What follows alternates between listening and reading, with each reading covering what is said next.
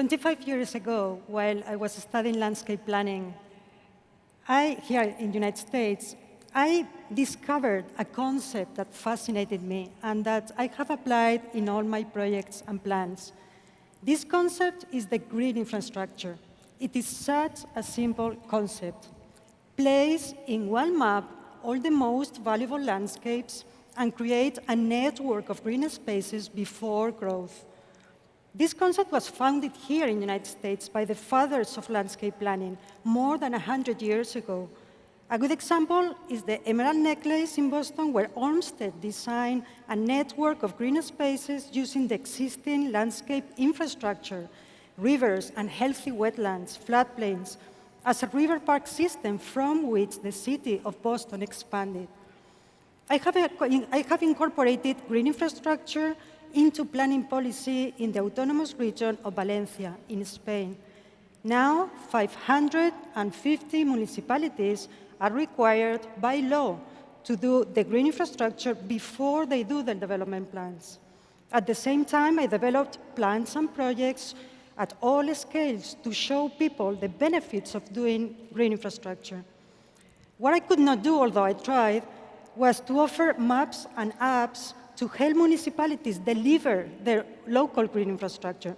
So when Jack invited me to take up this challenge with him and his team, I just dropped everything and came right away. The concept of creating a network of green spaces is now more important than ever. In a world where population has grown 4 times in the last century, fragmentation of the landscape has become the main threat to biodiversity and therefore to human life. Green infrastructure is a very simple idea. I'm going to show you in this example.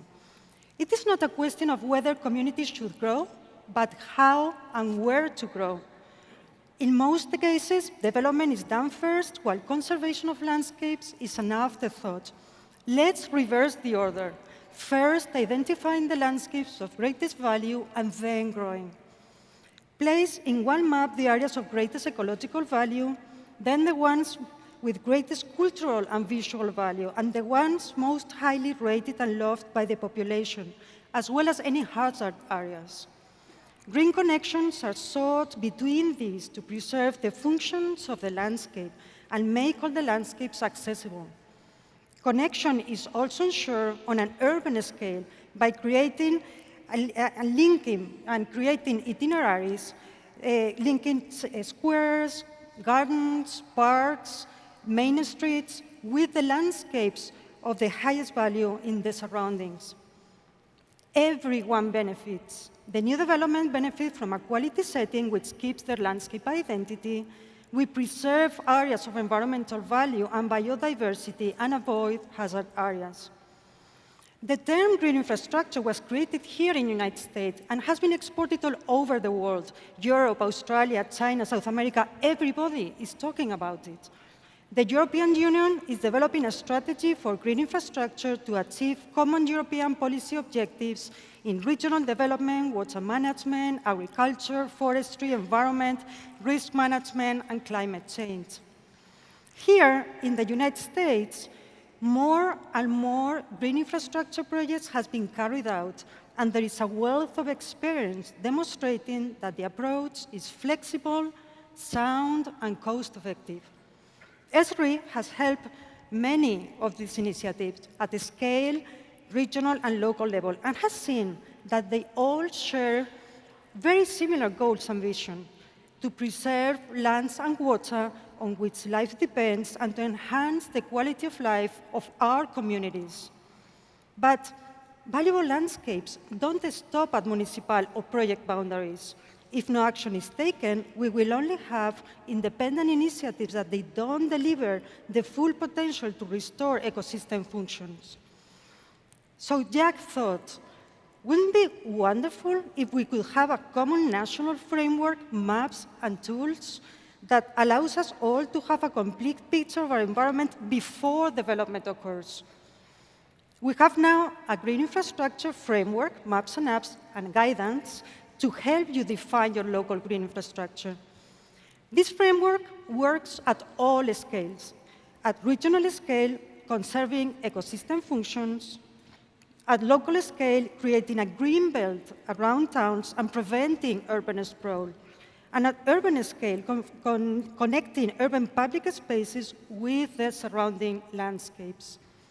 When consistency and coherence is achieved across the different scales, benefits are multiplied manifold. What happens upstream will have an impact downstream. We now have, for the first time, a map of intact natural areas for all United States, from where you can zoom in and create your own green infrastructure. You can filter and rank these areas for their ability to support your local native species based on size, shape, extent of water, soil diversity, vegetation. Areas of ecological, cultural, visual, farming value, and critical areas like floodplains can be added to refine the model based on local priorities and goals. Decision makers, planners, investors, local people will know now that in the green areas they have some kind of environmental restrictions, and they just have to click at the GIS map to know which they are. As you can see, green infrastructure is about transparency. Everybody will know where the most valuable landscapes are before development occurs. Having all your most valuable landscapes in one map, rivers, tributaries, critical habitats, wetlands, floodplains, primary culture, and connecting them to the city allows decision makers to identify how proposed new projects and urban growth potentially impact on existing natural resources and how to mitigate and manage them. Green infrastructure is the harmonic confluence between environment, development, and economy.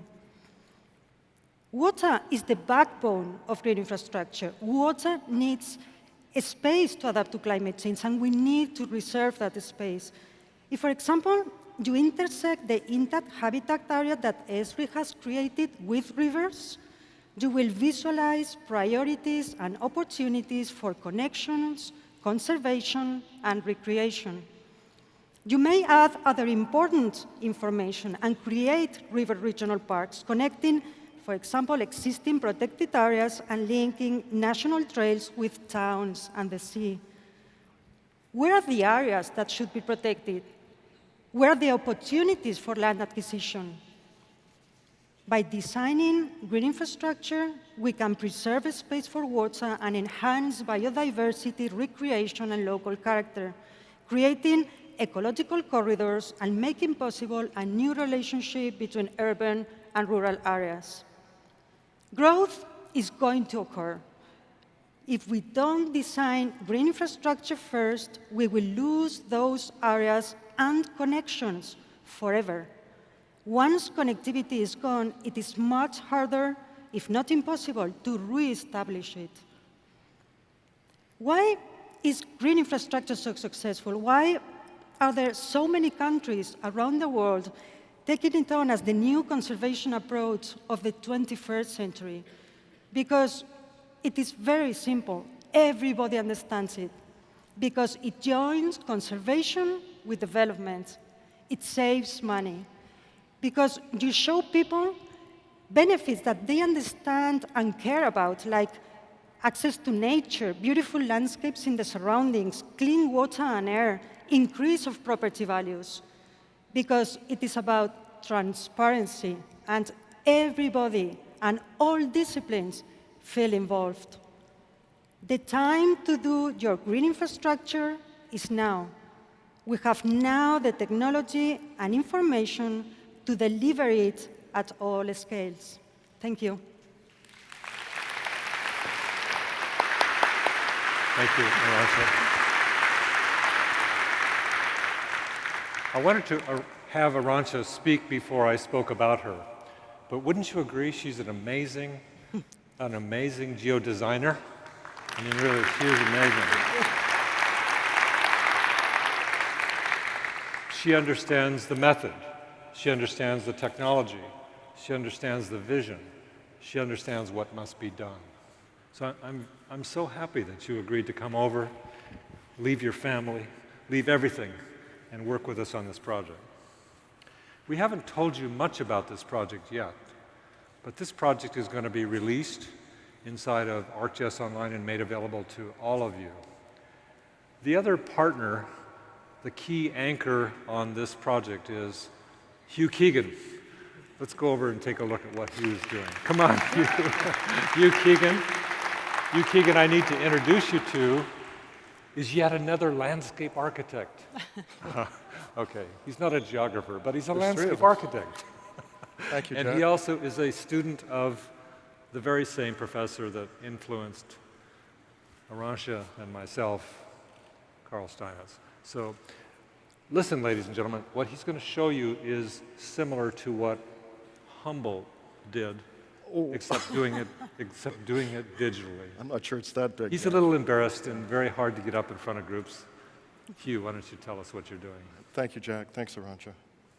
So when Jack came back from listening to Arantxa talk in Spain in October, he was terrifically excited. I mean, like he was like a little kid excited. And he came back and said, I've got this great idea, which struck terror into my heart, because what he wanted to do is he wanted to construct a national database which was applicable at all scales of planning, from the local level, could be supplemented with higher quality local data, but could be used at the landscape scale, the regional scale, the state scale, across the entire country. So we started working on this, and we were fishing around for, like, how the heck am I going to do this? I don't know anything about this. And we came across a methodology published by the Green Infrastructure Center that was written by Karen Firehawk and Andrew Walker. And remember Karen's name because she's going to be here the rest of the week, and she'll be happy to talk to you about the process. So basically, what did we do? We took the National Land Cover data set from 2011, so it's a little stale. It's going to be updated this year. We'll update our data to correspond with the update in the National Land Cover data set. And we said, get rid of anything that has the word developed in it, and also remove anything that says agriculture or pasture land or hayland. So agriculture is terrifically important for green infrastructure, don't get me wrong, but it's not habitat. So we need to be thinking about agriculture, but it's not habitat. And we're trying to identify areas that have intact natural areas, let's just call it that. So what does that look like? Here's the National Land Cover data set. And if I get rid of developed and ag land, this is what's left over. And it ends up being about 500,000 polygons, areas that are at least 100 acres in size and at least 200 meters wide. And you think, okay, well, that's a lot of these things. But 90% of these are less than 3,000 acres in size. And 50% of them are less than 500 acres in size. So that means that the responsibility for managing these areas are in the hands of private landholders, not in terms of national landholders. As Jack said, we're unlikely to get more national parks built or national forests created. So this is what it looks like at the national level. If I zoom into a local level, we tried to give you some context about what this might mean for your own watershed, your own county, your own state. Because remember, this is about making connections between your local community and communities around you. So here we go. So this gives you some sense of the density of these things. The other thing we did when we began exploring this data, we got these areas together, and then we started overlaying on top of them other types of data sets. And one of the things we came across was the number of endemic species, and this isn't all endemic species, but it's trees, birds, mammals, reptiles, amphibians, and freshwater fish. And if you look at this map, there's an awful lot happening in the southeast where Chris and Hobie were just talking about. And if we compare that to the protected lands in the United States, those lands that are managed exclusively for biodiversity protection, you can see we got a little bit of a mismatch, right? So we might want to do something about this. We might want to keep it in mind as we do development. So let me go back to that for just a second. So the other thing to look at this is, remember it was Chris showed you this incredible map of sugar maples being driven deep, deep, deep into New England? Think about what's going to happen to these endemic species. These only occur in North America. These are part of our natural history.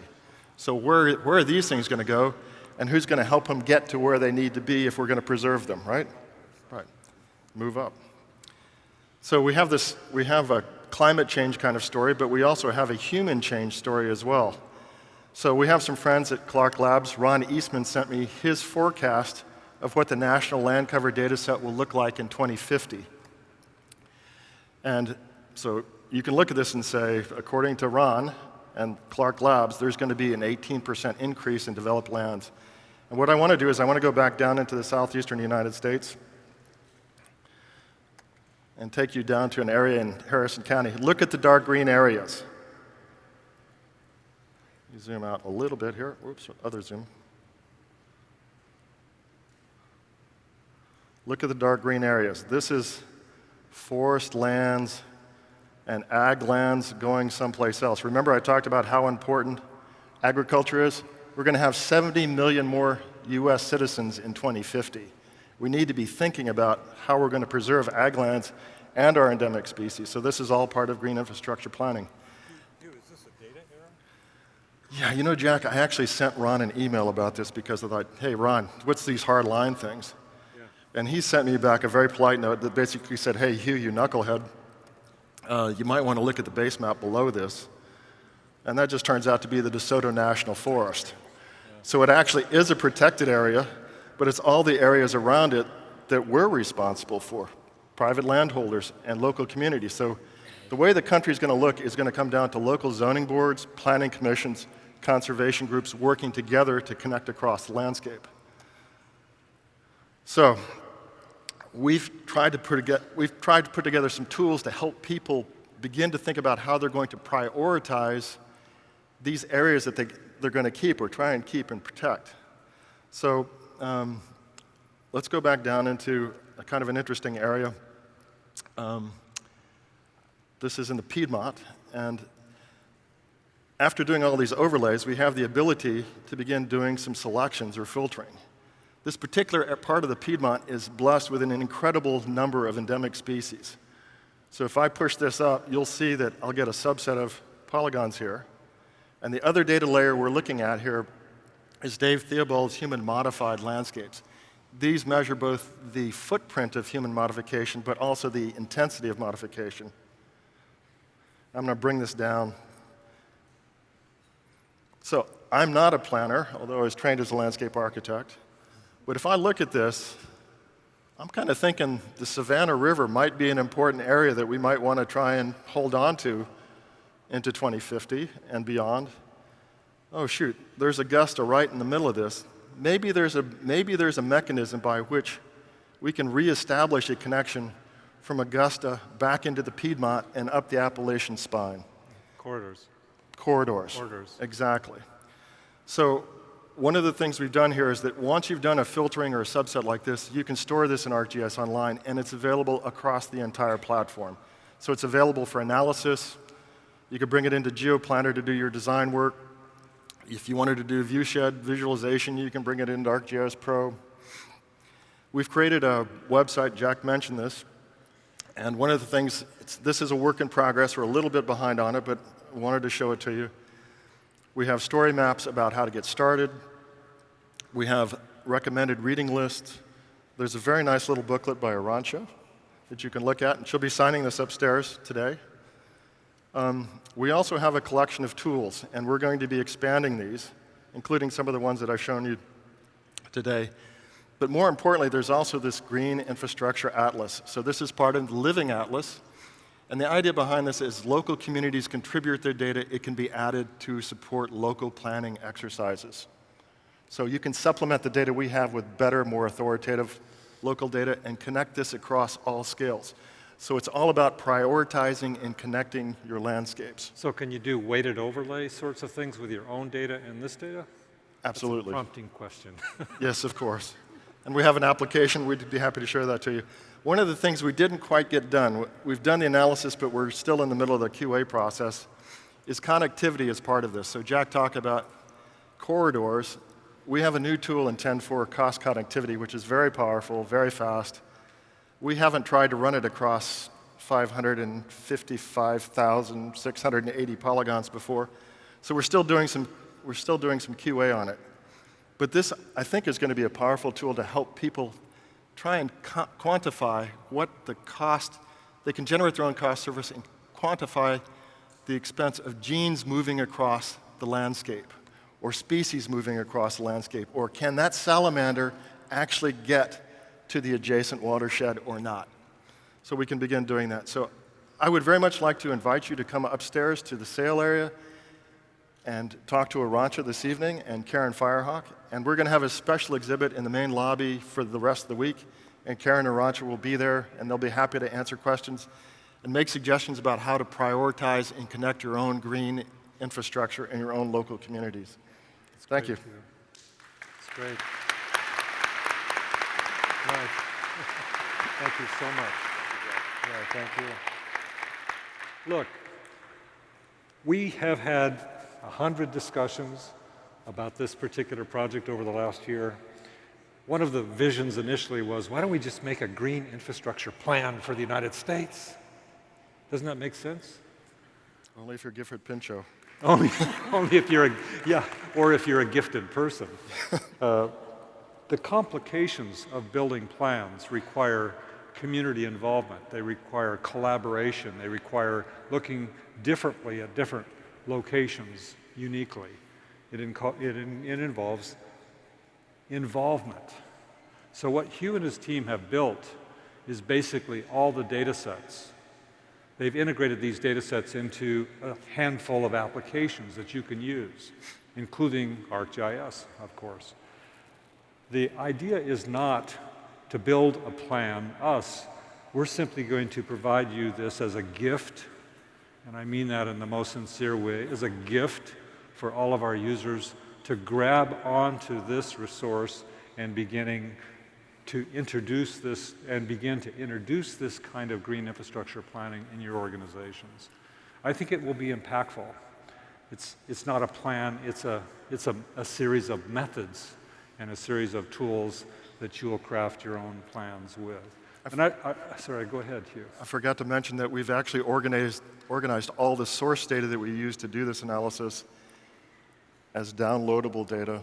Yes. You can get to it. So it's open data. It's open data. So we've collected all the open source, all the federal sources, gotten permission from Dave and from Clinton Jenkins at biodiversitymapping.org to use this data, and it's available for local communities to use. So thank you, Hugh, and thank you, Arancha. Thank you. Thanks, John. What a team.